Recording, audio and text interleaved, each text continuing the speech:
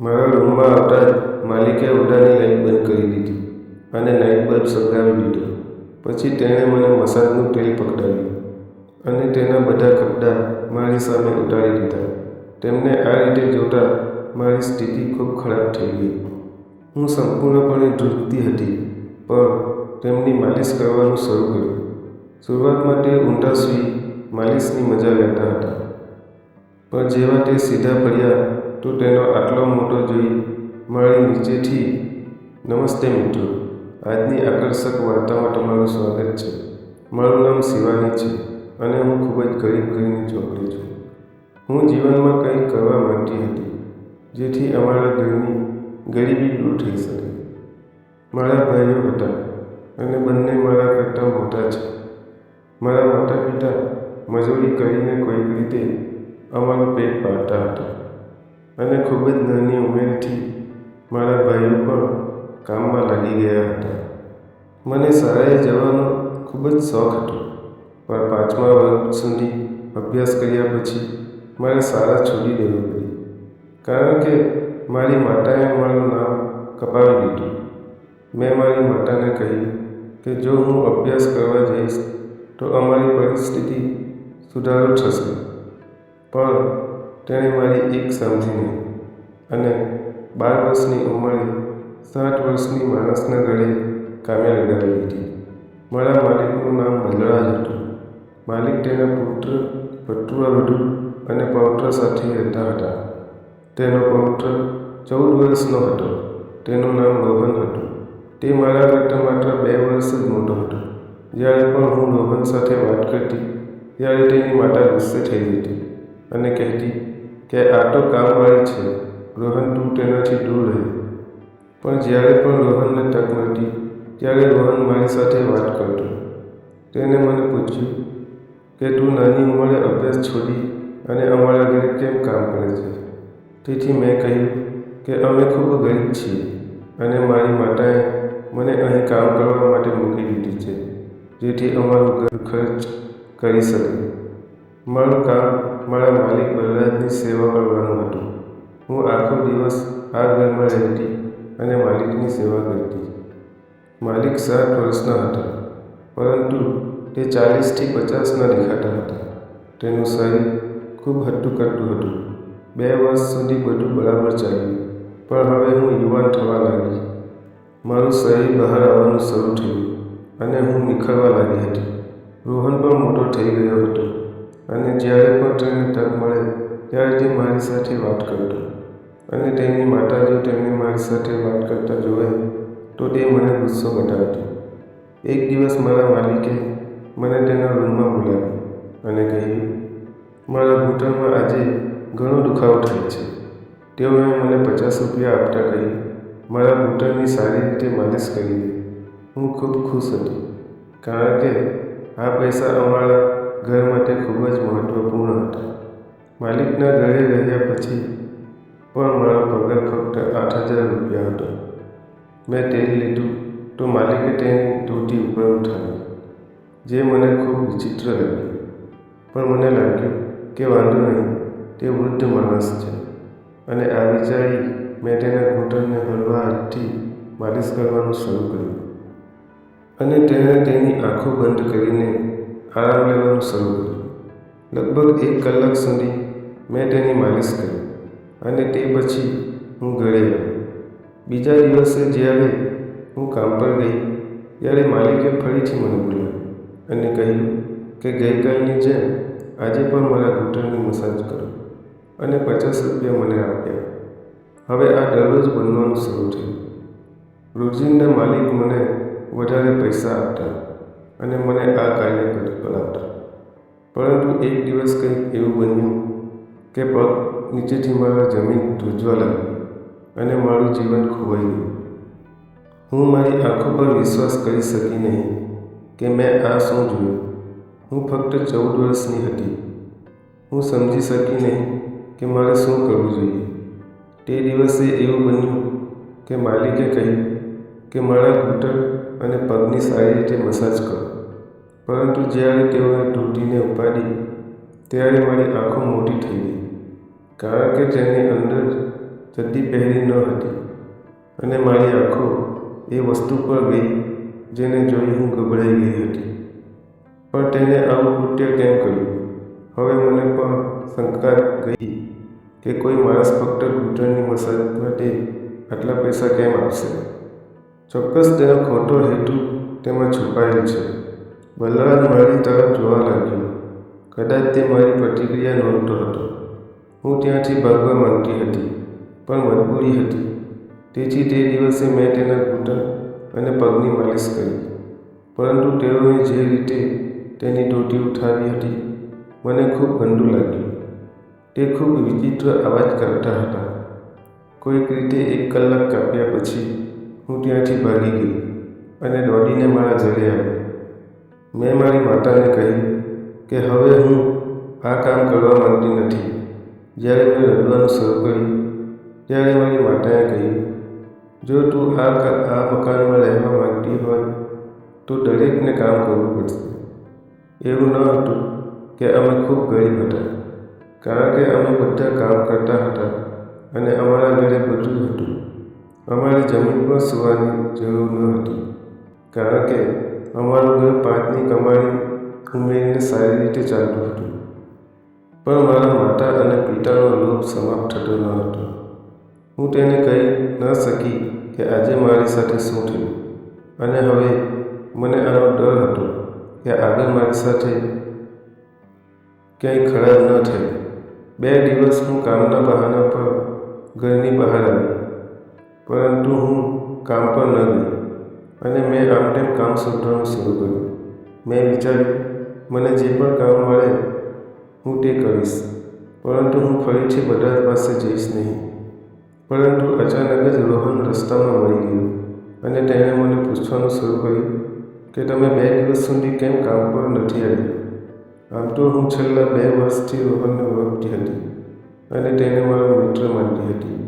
મેં કહ્યું, હું તમારા ઘરે કામ કરવા માંગતી નથી, તેથી હું બીજું કામ શોધી રહી છું. પરંતુ મારી માતાને તેના વિશે ખબર નથી, નહીં તો તે મને ઠપકો આપશે. મને સાંભળ્યા પછી રોહન ચોંકી ગયો અને કહ્યું કે તને શું સમસ્યા છે? જો તું મને મિત્ર માને છે તો મને ખુલ્લેઆમ કહે. મેં કહ્યું, તમારા દાદા. આટલું કહી હું મૌન બની ગઈ. હું તેને આના કરતાં વધુ કંઈ ન કહી શકી. મને મારી જાત પર શરમ આવી. તેણે કહ્યું, મારા દાદા વૃદ્ધ થઈ ગયા છે. તેનું મગજ બરાબર નથી, પરંતુ તે હૃદયના ખૂબ સારા વ્યક્તિ છે. તે બધા સમય ગરીબોને મદદ કરવાનું વિચારે છે. તે દર મહિને તારા કામના 2000 પણ રાખે છે. તમારા 2 વર્ષના 48,000 તો ભેગા કરી લીધા છે. જ્યારે તમારા લગ્ન થશે તો તે તને આ પૈસાથી મદદ કરશે, અને જો તેને કોઈ ભૂલ કરી છે તો તે તરફ ધ્યાન આપ નહીં અને આવતીકાલથી કામ પર આવ. હું ઘરના લોકોને કહીશ કે તારું સ્વાસ્થ્ય સારું નથી, તેથી તમે આવ્યા ન હતા. હું વિચારતી હતી કે હું ખૂબ વિચારી રહી છું. કદાચ તે દિવસે બલરાજ ચડ્ડી પહેરવાનું ભૂલી ગયા હશે. બિચારા 60 વર્ષના છે અને મને તેમની પૌત્રીની જેમ જ માને છે. બિચારા મારા લગ્ન માટે પૈસા પણ ઉમેરી રહ્યા છે અને હું પાગલ છું કે તેમના વિશે શું વિચારું છું. તેથી બીજા દિવસથી હું કામ પર જવા લાગ્યો અને બલરાજ 50 રૂપિયા આપી અને તેના ઘૂંટણની માલિશ કરવાનું કહેતા. પરંતુ હવે મેં ધ્યાનમાં લેવાનું શરૂ કર્યું કે તે ચડ્ડી પહેરતા નથી અને જ્યારે પણ ધોતી ઊંચી કરતા તો તેનું બધું દેખાતું. આમ તો તે આંખો બંધ કરીને સૂતા અને કોઈ વખત જ મને જોતા.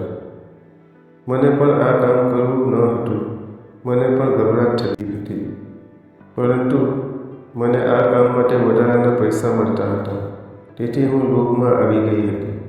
એક દિવસ હું માલિકના ઘૂંટણની માલિશ કરી રહી હતી કે રોહનની મા રૂમમાં આવી ગઈ, પણ માલિકે તેને ધોતી બરાબર કરી દીધી.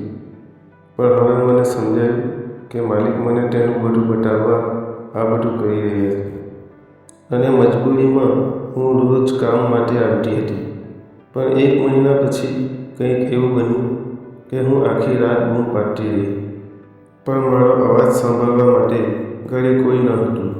રોહન તેની માતા અને પિતા સાથે લગ્નમાં ગયો હતો અને રોહનની માતાએ મારી માતાને બોલાવી અને કહ્યું કે અમે 2 દિવસ માટે બહાર જઈ રહ્યા છીએ. તમારી પુત્રીને 2 દિવસ અમારા ઘરે રહી અને મારા સસરાની સેવા કરવી પડશે અને બધું કામ કરવું પડશે. તે માટે તે મારી માતાને અલગથી 2000 રૂપિયા આપશે. મારે રાત્રે તેના ઘરે રહેવું પડશે અને એ મને બરાબર લાગતું ન હતું અને હું ખૂબ નર્વસ હતી.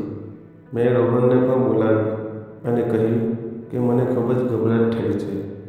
પણ તેણે કહ્યું કે ડરવાની જરૂર નથી. મારા દાદા ખૂબ સારા છે. તે તને કોઈ સમસ્યા આવવા દેશે નહીં. હું રોહનને કહી શકી નહીં કે તે દરરોજ મારી સાથે શું કરે છે.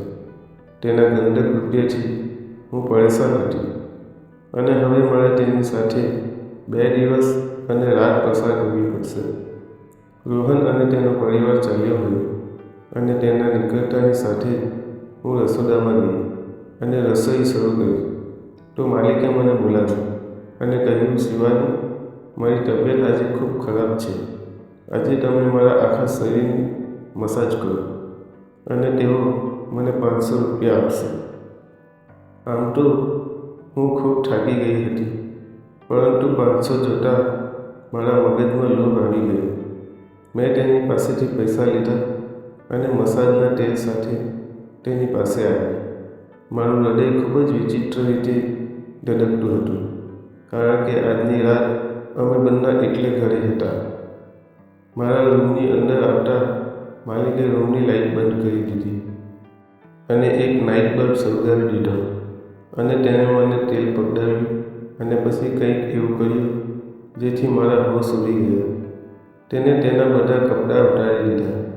તેમની આવી હાલત જોઈને મારી સ્થિતિ ખૂબ ખરાબ હતી અને મેં ધ્રુજતા હાથે તેની માલિશ કરવાનું શરૂ કર્યું અને તે મસાજની મજા લઈ રહ્યા હતા.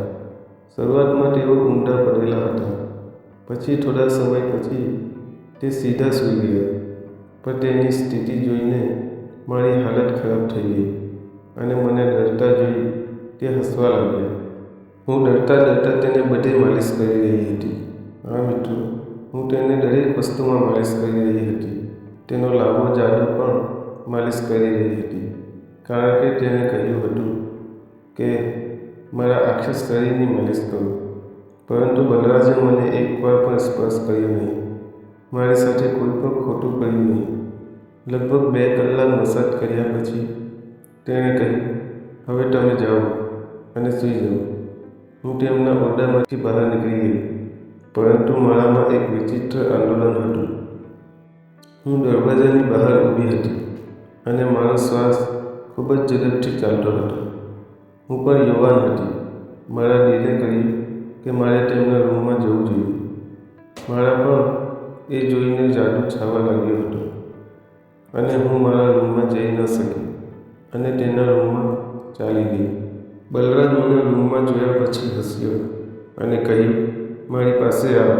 હું પણ રોકાઈ ન શકું અને મારા કપડાં તેની સામે ઉતારી દીધા. તે પણ કપડાં વિના પલંગ પર સૂતો હતો. હું સીધી દોડી અને ઊભા ગાજર પર ડાયરેક્ટ કૂદકો માર્યો અને ગાજર મારી ગુફાની અંદર હતું.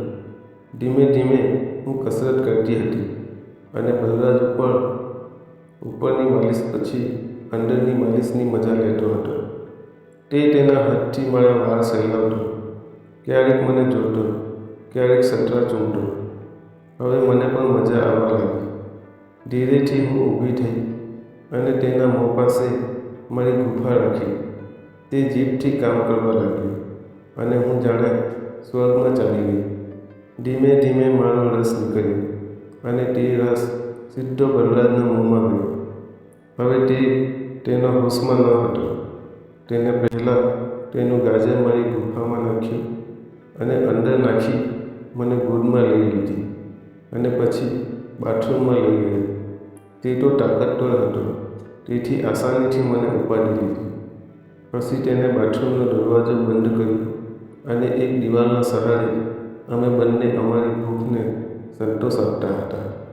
બલરાજ ઘણી પોઝિશનમાં કસરત શીખવાડતો હતો અને મને કૂદકા મળાવતો હતો. પછી મેં પણ તેનું માખણ મોંની અંદર ગરકી ગઈ અને તે બંધ રૂમમાં જે બન્યું તે મારો પહેલો અનુભવ હતો. બલરાજે મને તેની છાતી સાથે પકડી રાખી હતી. કદાચ તે ઈચ્છતો હતો કે હું મારી જાતે તેની પાસે આવું અને આખી રાત આ ચાલુ રહ્યું. પછી તેણે કહ્યું, હવે જા અને 2 દિવસ આરામ કર. 2 દિવસ પછી રોહન અને તેનો પરિવાર પાછા આવી ગયા અને 2 દિવસ આરામ કરાયો. પરંતુ મારી સ્થિતિ ખૂબ ખરાબ હતી. હું બરાબર રીતે ચાલી પણ શકતી ન હતી અને ઘરે જતાં મને તાવ આવી ગયો હતો. જ્યારે મારી માતાએ મારી ખરાબ સ્થિતિ જોઈ ત્યારે તેને શંકા થઈ ગઈ અને તેણે મને પૂછવાનું શરૂ કર્યું. મેં રડત બધું કહ્યું. તે છાતી પીટવા લાગી અને કહેવા લાગી, મેં આ શું કર્યું? તે માલિક પાસે ગઈ અને કહ્યું કે હું આખી દુનિયાને કહીશ કે તમે મારી પુત્રી સાથે શું કર્યું છે. માલિક ખૂબ ડરી ગયા હતા કારણ કે હું નાબાલિગ હતી અને તે ખરાબ રીતે ફસાઈ જતા. તેણે માને વચન આપ્યું હતું કે તે મને રોહન સાથે પરણાવશે. માલિકે મને શાળામાં પ્રવેશ અપાવ્યો. હવે મેં શાળાએ જવાનું શરૂ કર્યું અને પાછા અભ્યાસ કરવાનું શરૂ કર્યું. જ્યારે હું 18 વર્ષની હતી ત્યારે તેણે મારા લગ્ન રોહન સાથે કરાવ્યા. હવે મારા જીવનમાં ઘણો સુધારો થયો. ક્યારેક હું તૈયારની નોકરાની હતી. આજે હું ત્યાંની માલકીન બની ગઈ. મારા લગ્નના 1 વર્ષની અંદર રોહનના દાદા મૃત્યુ પામ્યા. મને ખબર પડી કે તેને કેન્સર હતું અને તે લાંબા સમયના મહેમાન નથી. કદાચ આથી જ તેણે મારી સાથે સંબંધ રાખ્યો. કદાચ તે ફરી એકવાર તેની યુવાની જીવવા માંગતા હતા. તેઓ મારા નામે ઘણી સંપત્તિ કરીને ગયા હતા, જે મેં રોહનને ક્યારેય કહ્યું ન હતું કે તેના દાદા અને મારી વચ્ચે શું બન્યું છે, કારણ કે રોહન તેના દાદાને એક સારા વ્યક્તિ માને છે. આ બધું જણાવીને હું તેને નુકસાન પહોંચાડવા માંગતી ન હતી. તો મિત્રો, જો તમને સ્ટોરી સારી લાગી હોય તો વિડીયોને લાઈક કરો અને ચેનલને સબસ્ક્રાઈબ કરો. ધન્યવાદ મિત્રો.